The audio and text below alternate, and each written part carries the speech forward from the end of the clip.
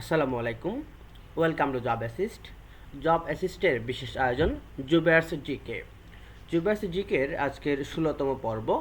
এই পর্বে আমরা প্রথমে আলোচনা করব ভারতে বাংলার ইউরোপীয়দের আগমন। এখান থেকে যে তথ্যগুলো গুরুত্বপূর্ণ। জুবায়ার্স জিকে অবশ্যই চাকরি পরীক্ষার জন্য খুবই গুরুত্বপূর্ণ একটি সাধারণ জ্ঞানমূলক বই।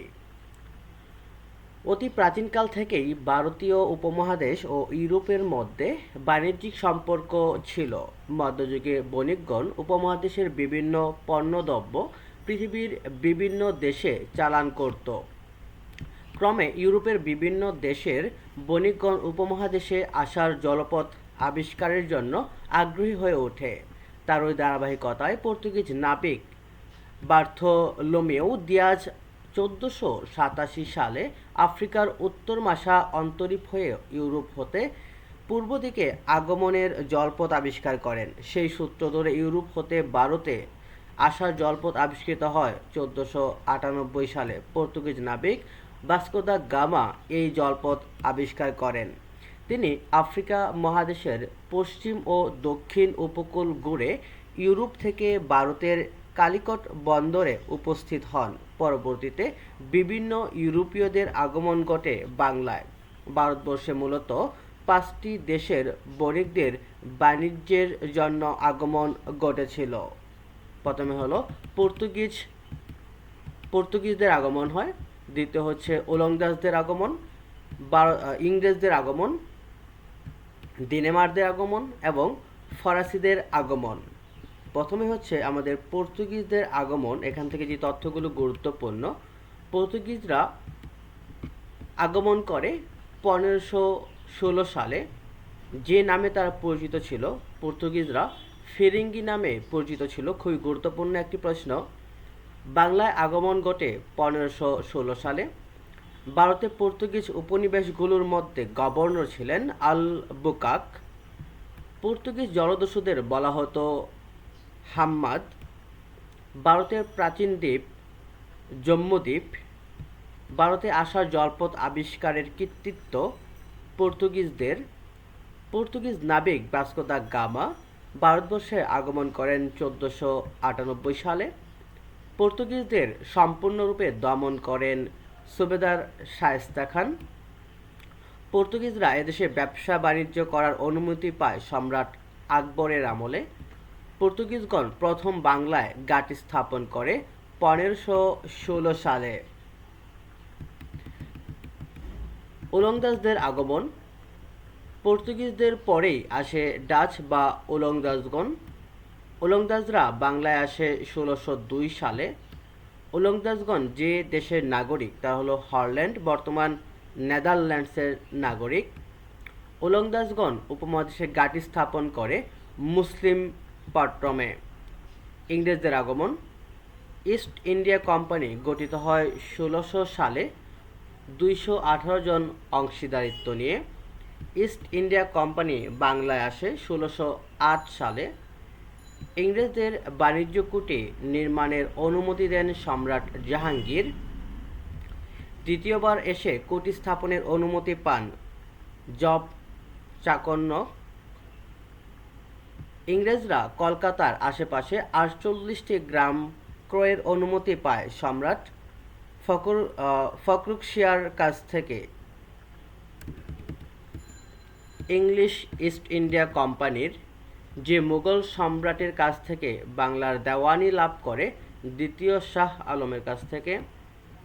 ইংরেজরা কলকাতায় ফোর্ট উইলিয়াম দুর্গ নির্মাণ করে ১৭০০ সালে। ইংরেজরা বাংলায় প্রথম কুঠি স্থাপন করে পিপিলাইয়ে। কলকাতা নগরী প্রতিষ্ঠিত করেন জব চার্নক। ডেনমার্কদের আগমন। উপমহাদেশের ডেনমার্কদের নামে পরিচিত ছিল ডেনমার্কের অধিবাসীরা। ডেনমার্কগণ তাদের বাণিজ্য কুঠি বিক্রি করে দেয় ইংরেজদের নিকট। ডেনমার্কগণ ড্যানিশ ইস্ট ইন্ডিয়া কোম্পানি গঠন করে এদেশে আসে ১৬১৬ সালে। ফরাসিদের আগমন। ফরাসিরা বাংলায় আসে ১৬৬৮ সালে।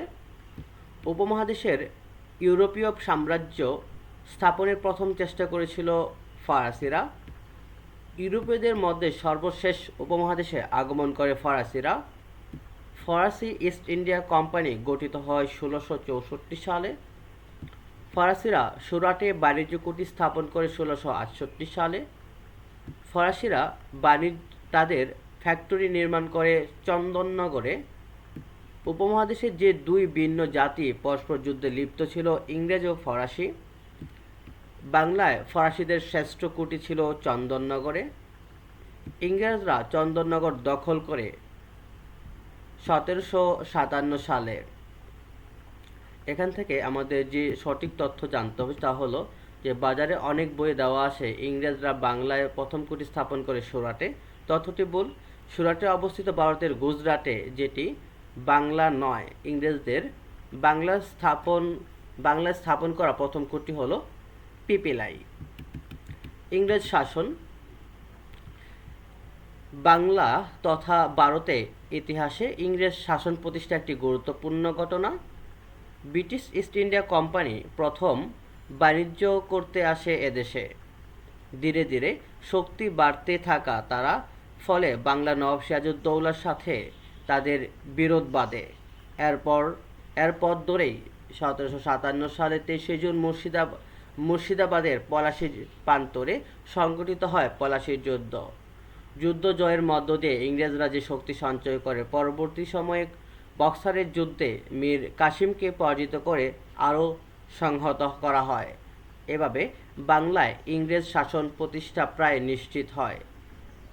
ইংরেজদের শাসনের ঘটনা প্রবাহ খুবই গুরুত্বপূর্ণ। 1600 সালে তারা ইস্ট ইন্ডিয়া কোম্পানি গঠন করে। 1608 সালে ইস্ট ইন্ডিয়া কোম্পানির উপমহাদেশের আগমন এবং সুরাটে প্রথম কুটি স্থাপন করে। 1700 সালে ইস্ট ইন্ডিয়া কোম্পানি কলকাতার ফোর্ট উইলিয়াম দুর্গ নির্মাণ করে। 1757 পলাশীর যুদ্ধে বাংলার শেষ নবাব সিরাজউদ্দৌলার পতন। বাংলার স্বাধীন সূর্য অস্তমিত হয়, বাংলার ইংরেজ শাসন সূচনা হয় এবং বাংলায় নবাবী শাসনের পতন হয়। 1764 বক্সার যুদ্ধ। মীর কাসিমকে যুদ্ধে ইংরেজদের নিকট পরাজিত হন। তিনি এই যুদ্ধে ফকির সন্ন্যাসীদের সাহায্য কামনা করেন। 1765 লর্ড ক্লাইভ সরাসরি ইস্ট ইন্ডিয়া কোম্পানির শাসন ব্যবস্থা চালু করেন। লর্ড ক্লাইভ বাংলার প্রথম গভর্নর হিসেবে দৈত্য শাসন কায়েম করেন। 1770 বাংলায় ভয়াবহ দুর্ভিক্ষ হয়, যা 76 মামন্তর নামে পরিচিত। 1780 বাংলায় সংবাদপত্র বেঙ্গল গ্যাজেট প্রকাশ। 1815 রাজা রামমোহন রায়ের আত্মীয় সভা গঠন। 1828 রাজা রামমোহন রায়ের ব্রাহ্ম ধর্ম প্রতিষ্ঠা। 1829 সতীদাহ প্রথাকে অমানবিক ও অসামাজিক অপরাধ ঘোষণা করে আইন প্রণয়ন করেন লর্ড ব্যান্টিক। 1839 মহর্ষি দেবেন্দ্রনাথ ঠাকুরের তত্ত্ববোধিনী সভা প্রতিষ্ঠিত হয়। 1853 উপমহাদেশে প্রথম রেলগাড়ি চালু করেন লর্ড ডালহৌসি। 1855 প্রথম হিন্দু কলেজ নামকরণ করা হয় প্রেসিডেন্সি কলেজ। 1857 সিপাহী বিদ্রোহের মধ্য দিয়ে মুঘল শাসনের অবসান ঘটে। 1858 ইস্ট ইন্ডিয়া কোম্পানির অবসান এবং রানীর শাসন শুরু হয়। 1860 ঢাকায় দীনবন্ধু মিত্রের নীল দর্পণ নাটক প্রকাশ। 1862 দর্শনা থেকে কুষ্টিয়া রেল লাইন স্থাপন। 1863 মুসলিম সাহিত্য সমিতি গঠন, এটি গঠন করেন আব্দুল লতিফ। 1864 ঢাকা প্রথম পৌরসভা হয়। 1872 উপমহাদেশে প্রথম আদমশুমারির প্রচলন হয় লর্ড মেয়র নেতৃত্বে। 1877 প্রথম মুসলমানদের রাজনৈতিক প্রতিষ্ঠান সেন্ট্রাল মোহামেডান অ্যাসোসিয়েশন এটি গঠন করা হয়। তারপর 1885 সর্বভারতীয় জাতীয় কংগ্রেস প্রতিষ্ঠিত হয়, যেটা সাধারণত আমাদের ভারতীয় যে কংগ্রেস ছিল সেই কংগ্রেসের প্রতিষ্ঠাকার সময় ছিল 1885। 1901 ঢাকার আহসান মঞ্জিলের প্রথম বৈদ্যুতিক বাতির প্রচলন। 1904 লর্ড কার্জন কর্তৃক ইউনিভার্সিটি অ্যাক্ট প্রণয়ন। 1905 লর্ড কার্জন কর্তৃক বঙ্গভঙ্গ হয়, ঢাকা প্রথম প্রাদেশিক রাজধানী মর্যাদা পায়। 1906 নবাব স্যার সলিমুল্লাহর নেতৃত্বে ঢাকার শাহবাগে মুসলিম লীগ গঠন এবং স্বদেশী আন্দোলনের সূত্রপাত হয় এবং নারী সক্রিয় রাজনৈতিক অংশগ্রহণ। 1908 ক্ষুদিরামের ফাঁসি হয়। 1909 মুসলমানদের জন্য পৃথক নির্বাচনের দাবি নিয়ে মর্লিমিন্টো সংস্কার আইন।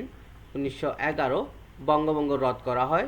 1912 ঢাকা বিশ্ববিদ্যালয় প্রতিষ্ঠার লক্ষ্যে নাথান কমিশন গঠন। 1913 রবীন্দ্রনাথ ঠাকুরের নোবেল অর্জন। 1914 লর্ড হার্ডিঞ্জ কর্তৃক পাবনার হার্ডিঞ্জ ব্রিজ নির্মাণ। 1916 হিন্দু মুসলিম সম্প্রীতির লক্ষ্যে লক্ষ্য চুক্তি স্বাক্ষর। 1919 খেলাফত আন্দোলনের সূচনা। 1921 ঢাকা বিশ্ববিদ্যালয় প্রতিষ্ঠা।